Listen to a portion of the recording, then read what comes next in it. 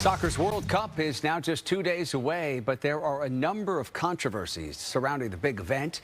Qatar, the host country, strictly limits the sale of alcohol, and just today officials said beer will not be sold at the stadiums there. The conservative Muslim country also suppresses free speech and criminalizes sex outside of marriage and homosexuality.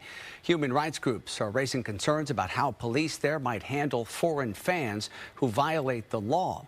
There is also controversy about the treatment of migrant workers who helped to build those soccer stadiums for the World Cup.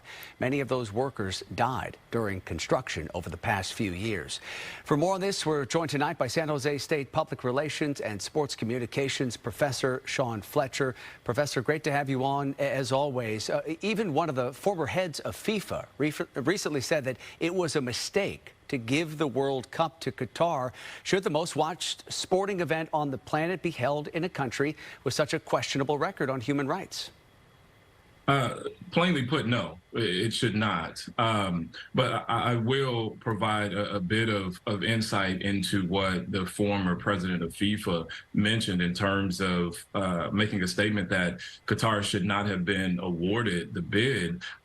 His statement primarily was around infrastructure. Qatar is the size of Connecticut. Qatar has no history of sport. Qatar has spent $220 billion trying to retrofit this small nation in a matter of 12 years to host one of the largest, most robust sporting spectacles in the world.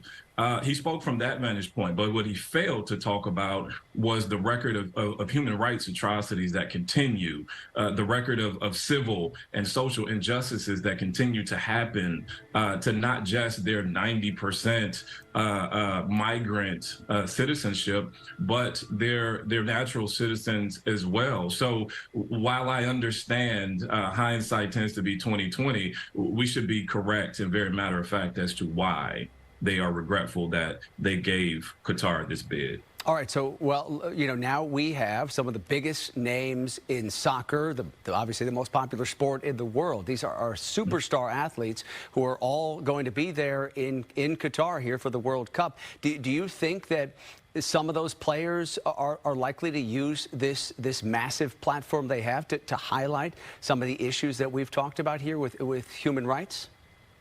Well, I hope so, but in today's massive merchandising and commercial environment, it would not surprise me if we only saw maybe a few. To date, we're largely seeing retired players like Philippe Lahm of the German national team when they won back in 2014. We're seeing a couple of players from the Finnish team do it, but these are parts of delegations. They're not current players. And again, they have far less to lose than the current players.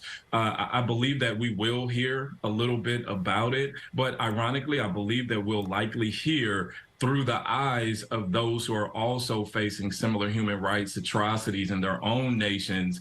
And what I mean by that is the Iranian team. I believe that we will likely hear through their own struggles, it'll bring to light some of what's going on in Qatar. But we're also seeing in Spain and France, and Germany has been very out front in their campaign to hashtag boycott Qatar 2022. I'm curious to get your sense on how you think that the strict laws in Qatar might influence the fan experience. Specifically, we touched on this a moment ago, but Qatar effectively criminalizes homosexuality. I mean, what do we know about the treatment of LGBTQ people in Qatar, and how concerned should World Cup fans be who might be members of the LGBT community when they go to visit Qatar and watch some of these games?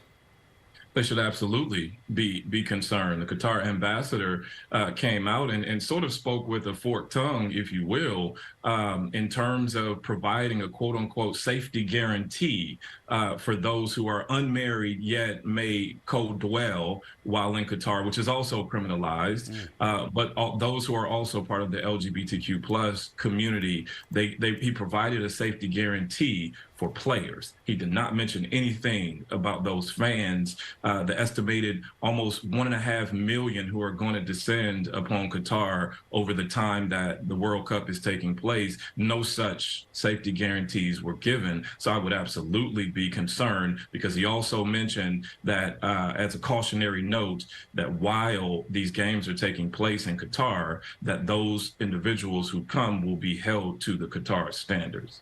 All right. An important conversation. I appreciate the context and the perspective tonight, as always. Great to have you on. San Jose State University Professor Shaun Fletcher. Have a nice weekend.